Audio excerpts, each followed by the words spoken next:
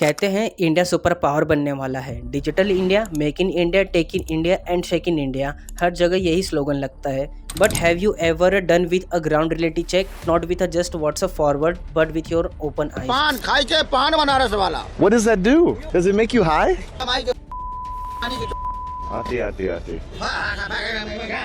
तो चलो आज ही की ईमानदारी बात करते हैं। ना पैट्रोटिज्म का चश्मा और ना ही किसी पार्टी या समाज के लिए जहर, और सिर्फ सच जो सड़कों पे मिलता है, न्यूज़ में नहीं।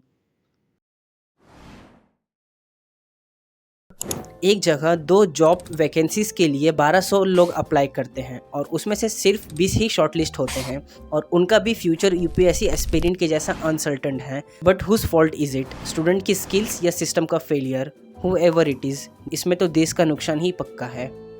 और स्ट्रीट फूड की बात करी जाए तो स्ट्रीट फूड में India is like a episode of a Fear Factor plus MasterChef plus Breaking Bad all in a one plate. बहुत अच्छा लगा। हाँ, पूरा ऑयल फ्री है, बीच बीच में ले जाता है पर अच्छा लगता है। और ये सब तो कहते हैं टेस्ट के लिए ही है यार, हेल्थ को बाद में देख लेंगे। जब इनसे पूछो तो ये तो कहते हैं कि बाद में देख लेंगे, लेकिन भाई बाद में तो तुम्हारा एक इंड्रोक्रोनोलॉजिस्ट तो बेस्ट फ्रेंड बन चुका होगा, जहाँ पे तुम अपने हेल्थ को लेके इतने ज़्यादा कंसर्न अगर अभी से नहीं रहोगे तो आगे फ्यूचर में आपको ही प्रॉब्लम होने वाली है। जिस तरीके से इंडिया यहाँ पे डायबिटीज़ हब बन चुका है पूरे वर्ल्ड के अंदर, और एक लीडिंग रेस में सबसे आगे है इंडिया सिर्फ और सिर्फ शुगर की वजह से और कुछ ऐसे बेहूदे स्ट्रीट फूड्स की वजह से। हाल ही में मोहाली की एक फैक्ट्री में छापे के दौरान एक कुत्ते का शव मिला। देखो यार, इंडिया यहाँ पे डायबिटीज़ हब में सबसे आगे बढ़ चुका है। इसके वजह से हमें हमारे हेल्थ के ऊपर काफ़ी ज़्यादा ध्यान देने की ज़रूरत है।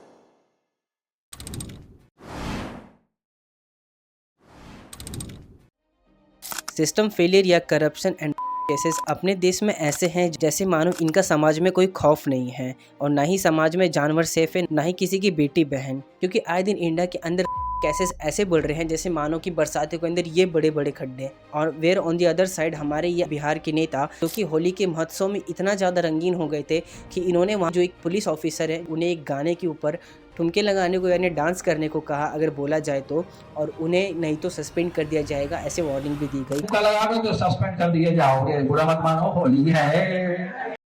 और वहीं पे एक और दूसरी और एक काफ़ी इंटरेस्टिंग सा केस है जहाँ पे 1.5 साल की मासूम बच्ची को एक किया था, जिसकी वजह से कोर्ट ने उसे यहाँ पे सज़ा सुनाई थी, लेकिन कोर्ट को ये सज़ा काफ़ी ज़्यादा हार्श लगी। तो इस रेपिस्ट के लिए जिसने इस 1.5 साल की मासूम का किया था, उस रेपिस्ट की सज़ा को उम्र कैद से हटा कर सिर्फ 10 साल की सज़ा दी गई, ताकि वो बाहर वापस समाज में आके ऐसी हरकतें ना कर सके, राइट। लेकिन वहाँ पे वही दूसरी और ऐसे कई सारे प्रूफ्स भी है, एग्जाम्पल्स भी हैं जहाँ इन रेपिस्ट लोगों को सही मौका दिया गया था जेल से बाहर सुधरने का, लेकिन वहीं पे इन आरोपी लोगों ने इसका अच्छी तरीके से पालन भी किया और गवर्नमेंट को वापस से ये दिखाया कि हम जेल के बाहर किसी को कोई हार्म नहीं पहुँचाएंगे। और हमारे देश के अंदर सिस्टम फेलियर, करप्शन इस प्रचंड सीमा पर पहुंच चुका हुआ है जहां पे एक नेता के ऊपर जोक कर देना कोई क्राइम नहीं बल्कि लीड टू डेथ है। यूपीएससी की तैयारी कर रहे एक लड़के राजकुमार की पिटाई की जाती है। इसके बाद उसी रात राजकुमार गायब हो जाता है। फिर पूरे 7 दिन बाद राजकुमार की लाश एक सरकारी अस्पताल के मुर्दाघर में पाई जाती है। जोक का प्रभाव किसी देश के नागरिक पे और देश की जनता पे ना पड़ता हो, लेकिन किसी एक नेता के ऊपर इतना ज़्यादा पड़ता हो जिसकी वजह से सीधा उस बच्चे को अपनी जान ही गंवानी पड़ जाए। बात करें देश के बड़े न्यायाधीशों की, तो जहाँ पे आपको पता है कि जस्टिस यशवंत वर्मा, जिनके घर के अंदर आग लग गई थी और तब ये बाहर गए हुए थे, और जिसकी वजह से जब इन्होंने कॉल किया फायर ब्रिगेड इनके घर पे आती है, तभी ब्रिगेड जब आग बुझा रही थी तभी फायर ब्रिगेड्स को इनके घर के रूम में से पूरे रूम के अंदर भरे हुए कैश मिले थे, और जो कि सारे इलीगल पैसे थे, जिसे देखकर ये लोग काफ़ी ज़्यादा शॉक्ड हो गए थे, और जिसकी वजह से सिर्फ जस्टिस यशवंत वर्मा का ट्रांसफ़र होता है दिल्ली हाई कोर्ट से इलाहाबाद हाई कोर्ट में। एंड सी, एक और बार ज़रूर सोचो, अगर ये इतना सारा पैसा किसी एक आम नागरिक के घर पे मिलता, आप जैसे और मेरे जैसे, या फिर किसी एक छोटे से राज्य के नेता के घर पे, सारी मीडिया तो इसे इस तरह से कवरेज देती कि जैसे मान के चलो कि देश का सारा काला पैसा यहीं पे छुपा हुआ है। एक सामान्य कर्मचारी के घर पे 15 लाख रुपया मिलता है तो उसको जेल भेजते हैं। जज के घर पे 15 करोड़ रुपया कैश मिल रहा है, उसको घर वापसी का इनाम दिया जा रहा है। इलाहाबाद हाईकोर्ट क्या डस्टबिन है, कचरा बिन है? हमारे भारत देश के अंदर और गांवों के अंदर ताश पत्ती और ऐसे कई सारे गेम्स हैं जिसे खेला जाता है, लेकिन जो लोग हैं इसे जुआ भी कहते हैं। लेकिन अगर क्या हो, कई सारे बच्चे बैठकर अगर ताश पत्ती खेलते हों बिना किसी पैसे के, बिना किसी इसे एक जुए के शर्त के ऊपर देखते हुए, सिर्फ एक इंजॉयमेंट के लिए, तो अगर वो बच्चे इस हालत में भी पकड़े जाते हैं तो पेरेंट्स उन बच्चों को एक जुर्म की नज़र से देखते हैं, जिसकी वजह से बच्चों को ऐसा लगता है कि उन्होंने कितना बड़ा जुर्म कर दिया है। और वहीं पे दूसरी ओर यही बच्चे और ऐसे ही बच्चे हैं इन ऐसे बेटिंग ऐप्स के ऊपर अपने कई सारे पैसे लगा देते हैं और खर्च कर देते हैं, जहाँ पे कोई तो अपनी लैंड बेच दे रहा है, जिसकी वजह से ना जाने उसके घर में कैसी परिस्थिति आ जा रही है। कई सारे बच्चे हैं जो यहाँ पे डे बाय डे सुसाइड करें इन बेटिंग ऐप्स की वजह से। अगर हमको कुछ हो भी जाएगा रोड पे ना, वो तो देखने नहीं आएंगे। अभी मेरे ऊपर 96 लाख रुपए का कर्ज है। माँ बात नहीं कर रही, क्यों? घर का कोई और लोग नहीं, रो मत, बिल्कुल रोगे नहीं। लेकिन क्या फ़र्क पड़ता है, इसमें तो फ़ायदा सरकार का है और नुकसान आम जनता का। हमारे IAF officer, Indian air force के ऑफिसर को देखो किस तरीके से हमारे देश के अंदर जलील किया जाता है सिर्फ भाषा की वजह से।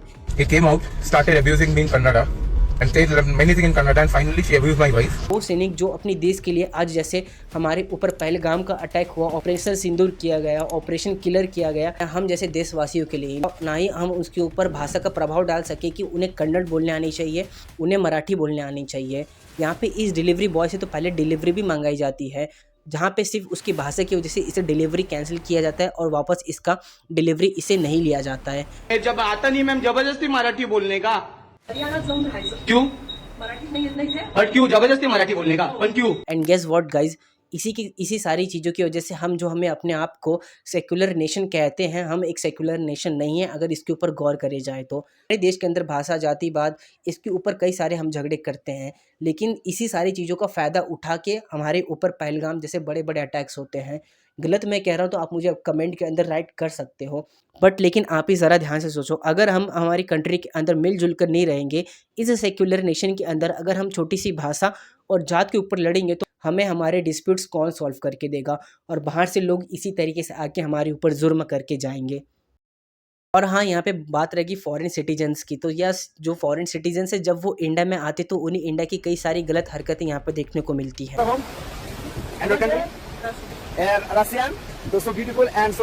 खाई के पान बनारस वाला। What does that do? Does it make you high? आते आते आते। जिसे वो यहाँ पे शूट कर करके बाहर डालते हैं, जिसकी वजह से इंडिया की बहुत ज़्यादा बुरी बड़े स्केल्स के ऊपर बेइज्जती होती है। In Tirana, in Albania, and I was waiting in the line, and there is this group of 4 girls who just came up, cut the line, and when I pointed it out, they said repeatedly that I should go back to my country. So, and laughed about it, and they called me their mother and all of that jazz. So, yeah, I feel very welcome, Albania. Great job. Thank you very much. कैसे foreign vloggers के साथ हमारे civilians behave करते हैं वो भी देख लो। जहाँ किसी को रास्ता बताना हो या फिर किसी को छोटी सी हेल्प करनी हो, हम मौके का कोई कसर नहीं गंवाना चाहते हैं। ये देश मेरा भी है और ये देश तुम्हारा भी है, और अगर इस देश के अंदर कुछ गलत हो रहा है तो प्लीज़ उसे इग्नोर मत करो, उसे लाइटली मत लो, उसके ऊपर एक्शन लेना और उसके लिए आवाज़ उठाना आज से चालू करो। ज़रा सोचो, अगर आपने एक्शन लेने चालू किया तो ये लोगों की नज़र में आना चालू हो जाएगा, और कल को आपकी माँ, बहन या फिर बेटी के साथ भी अगर कुछ ऐसा होता है तो वही कहते हैं ना कि ये सारी चीज़ें घूम के आपके ऊपर भी वापस आती है। तो मेरी इस वीडियो का बस यही टारगेट था, किसी जेंडर को और किसी एक पब्लिक डोमेन को बिना टारगेट करते हुए इस वीडियो को बनाना, जहाँ पे सिर्फ आपसे एक ही गुजारिश है, अगर आपने वीडियो यहाँ तक देखा है तो आपका बहुत ज़्यादा धन्यवाद, और ऐसे ही मुझे आगे सपोर्ट करते रहें। वीडियो यहाँ तक देखने के लिए धन्यवाद फिर से। जय हिंद, जय भारत।